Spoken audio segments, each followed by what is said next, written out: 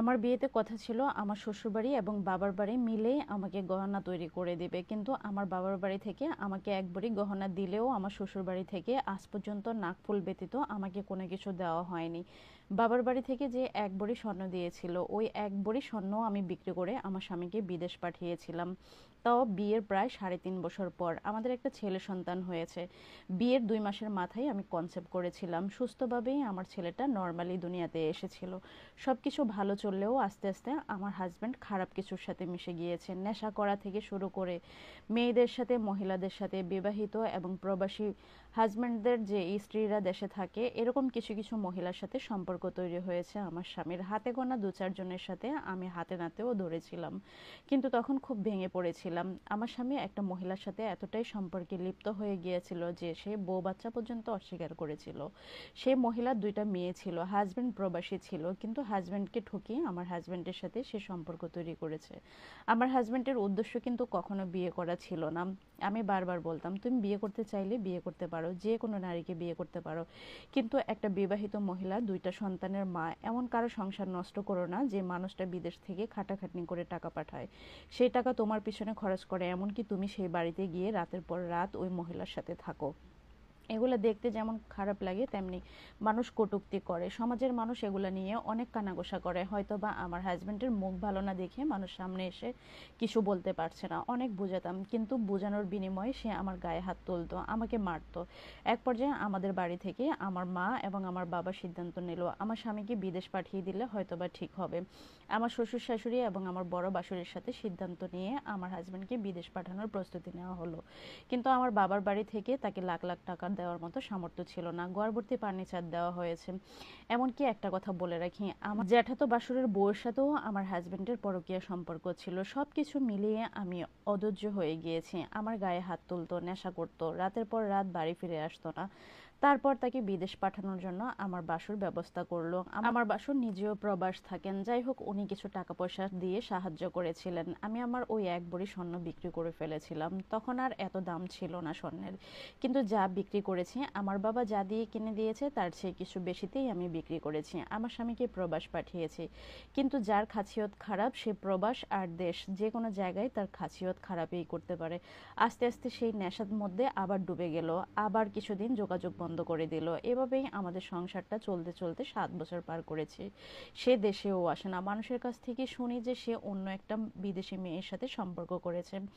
সেই মেয়েটা এরকম কোনো কিছু মেয়ে না যে আহামরি বিদেশি কিংবা অন্য কিছু, সেই মেয়ে হয়তোবা সেখানে পেটের তাগিদেই এসেছিল। যাই হোক, আমার হাজব্যান্ড এই 7 বছর আমাকে অনেক কষ্ট দিয়েছে, কিন্তু এখন সে দেশে এসেছে। এখন দেশে আসার পর ভেবেছিলাম পরিবর্তন হবে।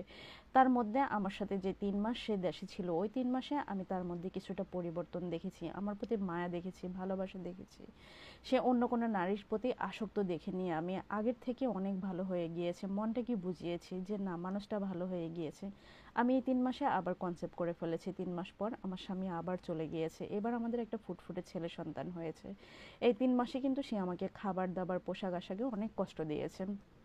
আমার সাথে দিনের পর দিন, মাসের পর মাস কথা বলতো না। আমার বাসুর সংসার চালাতো। আমার শ্বশুর আমার মাথায় হাত রেখে আমাকে সান্ত্বনা দিত। শাশুড়িও বলতো পুরুষ মানুষ এরকমই, সব ঠিক হয়ে যাবে। শাশুড়ি কোনোদিনও ছেলেকে শাসন করতে পারেনি।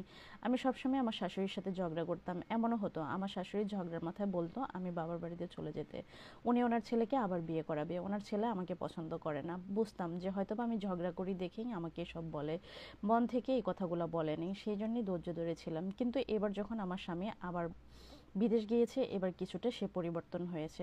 নেশা থেকে আস্তে আস্তে সে নিজেকে সরানো শুরু করেছে। জানি না কিভাবে সে এতটা পরিবর্তন হলো। আমি অবাক হতাম, সবসময় দোয়া করতাম যে সে যেন পরিবর্তন হয়, তাকে যেন একটু হেদায়েত নসিব করে আল্লাহ। সব কিছু মিলিয়ে আমার কাছে মনে হলো সুখ মনে হয় আমার জীবনে ধরা দিচ্ছে, এমনটা মনে হলো। কিন্তু আমার কপাল এতটাই খারাপ।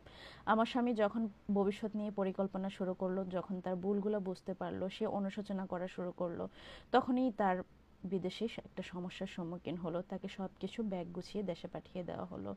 তখন থেকে আবার অন্ধকার দেখতে লাগলো। এবার যখন আমার স্বামী 3 মাস থেকেছিল, ওই 3 মাসে আমার স্বামীর মধ্যে পরিবর্তন দেখার পরে সে বিদেশ গিয়েও পরিবর্তনই ছিল। মানে বিষয়টা এরকম ছিল, সে আমাকে ভালোবাসতো, আমার সন্তানদের প্রতি তার অনেক খেয়াল ছিল, কিন্তু ওই যে ও শুরুতে একটা মেয়ের সাথে সম্পর্ক করেছিল, ওই নারী কেলেঙ্কারি একটা সমস্যা হয়েছিল, যার কারণে তাকে বিদেশ থেকে চলে আসতে হয়েছে। কিন্তু সে যে এত বছর বিদেশ ছিল, ভালোই টাকা ইনকাম করেছে, কিন্তু ওই টাকার অংশীদার আমি ছিলাম না। আমার হাতে কোনো টাকা পয়সা দেয়নি, খরচের জন্য খুব একটা মাসে মাসে দিত না, সব মেয়েদের পিছনে খরচ করতো, নেশার পিছনে খরচ করতো।